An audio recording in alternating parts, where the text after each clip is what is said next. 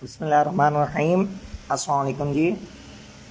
I welcome to all of you at Uwais and Rashid's Virtual Academy, and today it is my fourth lecture about the error reduction. And today the topic of error reduction is distributive pronoun. There are different words which are used as distributive pronoun. तो उनके साथ error reduction किस तरह से होते हैं वो आज हमने सीखना है। हमारा एक सेपरेट से व्हाट्सएप ग्रुप भी है। जो स्टूडेंट्स उस ग्रुप के अंदर ऐड होना चाहते हैं वो व्हाट्सएप पेड ग्रुप है, वो इस व्हाट्सएप नंबर के ऊपर कांटेक्ट कर सकते हैं। ठीक है जी, चलें आज के हम लेसन की तरफ चलते हैं। और आज का जो हमारा एरर रिडक्शन का लेसन है वो बिल्कुल सिंपल है। ठीक है, ईधर नीधर, इसको आप आइधर भी पढ़ सकते हैं, नीधर भी पढ़ सकते हैं। Both pronunciation are right. ठीक है, ईधर पढ़ें या नीधर पढ़ें। Either either, neither neither, each everyone many a. ये 1 2 3 4 5 ये 5 वर्ड्स हैं। ठीक है, इनके साथ जो आपका सब्जेक्ट है वो हमेशा सिंगुलर आएगा। ठीक है जी, वो हमेशा क्या आएगा?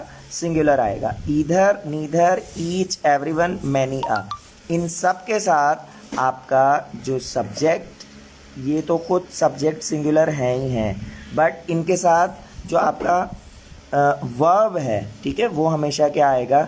सिंगुलर आएगा। ठीक है, ये हमेशा सिंगुलर सब्जेक्ट हैं और ये हमेशा अपने साथ जो वर्ब लेंगे वो सिंगुलर लेंगे।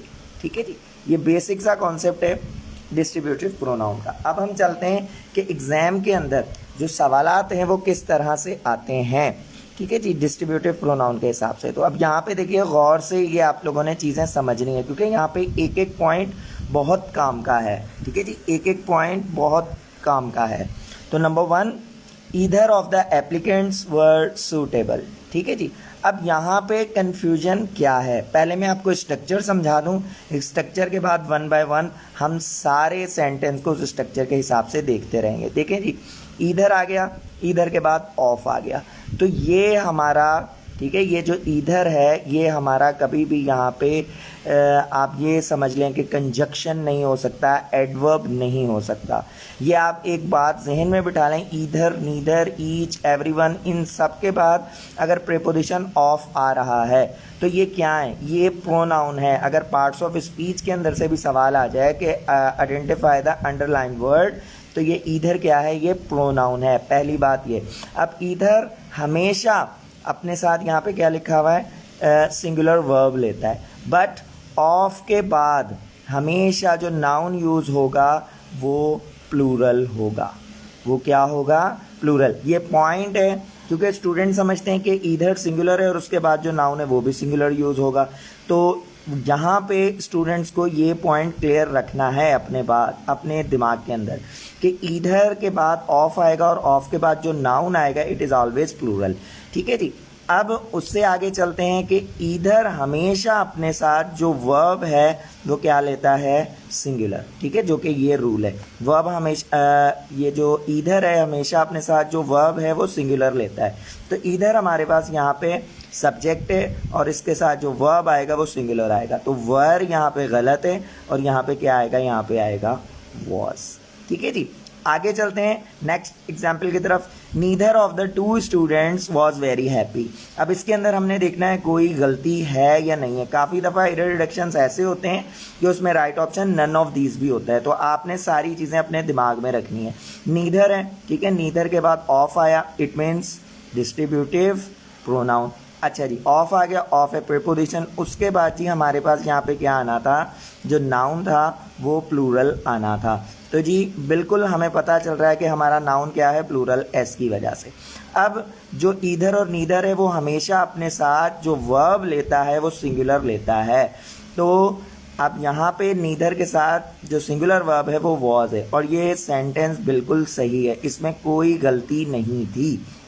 अब स्टूडेंट्स कंफ्यूज कहाँ पे होते हैं? जिन्होंने इस तरह के एरर्स नहीं पढ़े होते, वो स्टूडेंट्स देखते हैं प्लूरल है और प्लूरल के साथ प्लूरल वर्ब आएगा और वो वहाँ पे वर लगा देते हैं। तो ये वाला कॉन्सेप्ट आपके दिमाग में होना बहुत लाजमी है। उसके बाद जी example number 3, each of these substance is found in England, each of these substance is found in England. तो अब यहाँ पे आप गौर से देखिए जो चीज़ें हमने पढ़ी थी, क्या वो वाली चीज़ें यहाँ पे पूरी हो रही हैं या नहीं हो रही, या कोई ना कोई यहाँ पे गलती है। तो ईच हम देख लेते हैं, ईच के बाद ऑफ आया तो ये क्या बन गया, डिस्ट्रीब्यूटिव प्रोनाउन, ठीक है जी। उसके बाद दीज बिल्कुल जी प्लूरल कहा था। उसके बाद सब्सटेंस, ये क्या है, सिंगुलर। तो अब हम आगे चलते हैं, इज ईच के हिसाब से हमारे पास क्या आएगा, ईच के हिसाब से हमारे पास जो वर्ब है वो सिंगुलर ही आएगा। तो ये तो बिल्कुल सही है, ठीक है, जो हमने ऊपर भी रूल पढ़ा था कि ईच के साथ we can always use the singular verb. But अभी मैंने आपको थोड़ी देर पहले एक पॉइंट बताया था, वो पॉइंट क्या था आप लोगों के पास कि ईच ऑफ के बाद हमेशा जो आपके पास नाउन आएगा वो प्लूरल आएगा। तो ये देखें, ये मैंने खुद यहाँ पे एस लिखा था, इट मीन्स सिंगुलर। तो यहाँ पे गलती जो है वो सब्सटेंस के अंदर है। ज़रूरी नहीं है कि आपके पास जब भी एरर डिडक्शंस आए तो सब्जेक्ट वर्ब के अंदर ही कोई गलती हो। इस तरह से पूरे स्ट्रक्चर के अंदर भी कोई ना कोई गलती हो सकती है। तो होपफुली ये वाला पॉइंट आपको क्लियर हो चुका होगा। चलिए जी आगे चलते हैं। Number 4, everyone of the boys love to watch movie. अब इसको भी गौर से देखिए और ज़रा अपना दिमाग लगाइए। मैं बिल्कुल आराम से कर रहा हूँ। जो भी स्टूडेंट्स मुझे ऑनलाइन देख रहे हैं उनको मैं यही कहूँगा कि आप भी कोशिश कीजिए और इसमें से गलती निकालने की कोशिश कीजिए और मुझे बताइए कि कहाँ पे एरर है। बट मैं इसको स्लो कर रहा हूँ ताकि आप लोगों को कॉन्सेप्ट क्लियर हो जाए। तो देखिए जी, एवरीवन के बाद ऑफ आया तो ये हमारा क्या बन गया, ये पूरे का पूरा डिस्ट्रीब्यूटिव प्रोनाउन। क्या बन गया जी, डिस्ट्रीब्यूटिव प्रोनाउन। ये हमारा बन गया डिस्ट्रीब्यूटिव प्रोनाउन, ठीक है जी। अब उसके बाद ऑफ आ गया। ऑफ के बाद जो हमारा नाउन है उसने प्लूरल आना है। तो द बॉयज क्या है, प्लूरल है, बिल्कुल सही बात है, ठीक है जी। आगे लव टू वॉच मूवी। तो होपफुली आपको पता चल रहा होगा यहाँ पे क्या एरर है जी। बिल्कुल, जिन स्टूडेंट्स को पता चल गया है वो यहाँ पे एस आना है क्योंकि ये प्रेजेंट सिंपल है। प्रेजेंट सिंपल, और प्रेजेंट सिंपल का रूल क्या है कि जब भी हमारे पास सब्जेक्ट क्या होता है, सिंगुलर होता है। सब्जेक्ट क्या होता है, सिंगुलर होता है, और सिंगुलर भी नाउन हो। ऐसे नहीं है कि आई है, आई भी सिंगुलर है और वो प्रोनाउन है। तो इस वजह से सिंगुलर नाउन हो और काफ़ी दफ़ा सिंगुलर प्रोनाउन भी हो तो फिर हमारे पास वर्ब में क्या ऐड होता है, हम एस और ई एस ऐड करते हैं, ठीक है जी। तो ये वाला कॉन्सेप्ट आपका यहाँ पे अप्लाई होना था। Everyone is singular and everyone is always takes the singular verb, but in present simple tense we can add S और E S after the verb if the subject is singular. तो everyone by nature और by grammar it is singular. आगे चलते हैं जी। आज का हमारा last sentence है और काफ़ी डिफिकल्ट है, ठीक है, difficult sentence of the class, ठीक है, ये वाला सेंटेंस है। अब देखते हैं, जो भी स्टूडेंट्स मुझे लाइव देख रहे हैं काइंडली थोड़ा सा पार्टिसिपेट कीजिए ताकि पता चल सके कि आप लोगों को चीज़ें समझ आ रही हैं या नहीं आ रही। अब मैं आपको यहाँ पे चीज़ें बताता हूँ। देखें जी, मैनी आ, ठीक है, मैनी आ आपको लगेगा कि ये क्या है, प्लूरल है, ठीक है, मैनी आ। अब मैनी आ आपके पास आपको प्लूरल लगेगा, बट इसमें आप अपने दिमाग में एक चीज़ बिठा लें कि मैनी आ के बाद जो आपका नाउन है वो क्या यूज़ होना है, सिंगुलर यूज़ होना है या प्लूरल यूज़ होना है। अब ये वाला जो सेंटेंस है ना, इसका जो कॉन्सेप्ट है वो इसके बिल्कुल अपोजिट है, ठीक है, मैनी आ का।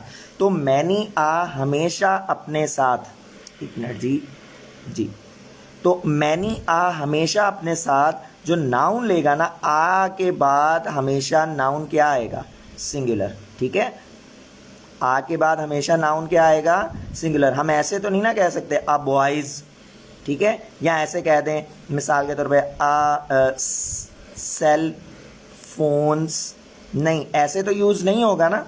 तो मैनी आ के बाद जो हमारा नाउन आएगा वो सिंगुलर आएगा।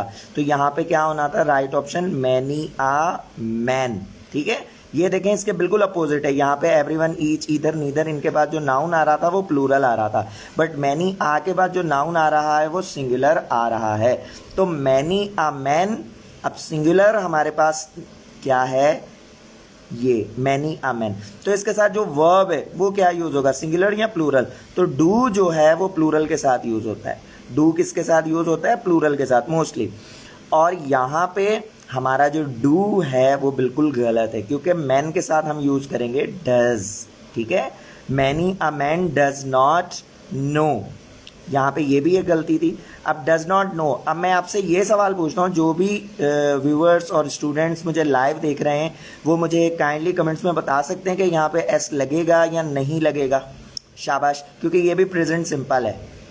ठीक है, यहाँ पे हमारा एस लगेगा या नहीं लगेगा, बिल्कुल बेसिक सा कॉन्सेप्ट है। तो जी मैं आपको बता दूं कि जब भी हमारे पास प्रेजेंट सिंपल का पॉजिटिव हो, प्रेजेंट सिंपल का क्या हो, पॉजिटिव, तो उसके अंदर ये रूल अप्लाई होता है। कौन सा, एस और ई एस वाला, जो हम वर्ब के अंदर ऐड करते हैं जब सब्जेक्ट हमारे पास क्या होता है, सिंगुलर होता है। बट अगर हमारे पास सब्जेक्ट सिंगुलर ही हो और हम बनाएं नेगेटिव, क्या बनाए जी, नेगेटिव और इंट्रोगेटिव, नेगेटिव और इंट्रोगेटिव बनाए, तो वहाँ पे एस और ई एस वाला रूल अप्लाई नहीं होता। ये वाला मेरी बात याद रख लें। तो ये क्या है, नेगेटिव है, तो नेगेटिव के अंदर यहाँ पे एस ऐड ही नहीं होना था। आगे चलते हैं, आगे भी और भी एक अभी एरर है इस सेंटेंस के अंदर। ठीक है, many a man does not know. ठीक है, देयर, देयर क्या है, देयर है हमारे पास प्लूरल। ठीक है, देयर है प्लूरल थर्ड पर्सन का। तो अब यहाँ पे हमारे पास क्या आना है, मैन हमारे पास सिंगुलर है, तो मैन का सिंगुलर क्या होगा, पजेसिव केस में क्या हम यूज़ करेंगे, क्योंकि यहाँ पे हमारे पास जो यूज़ होगा वो होगा हिज।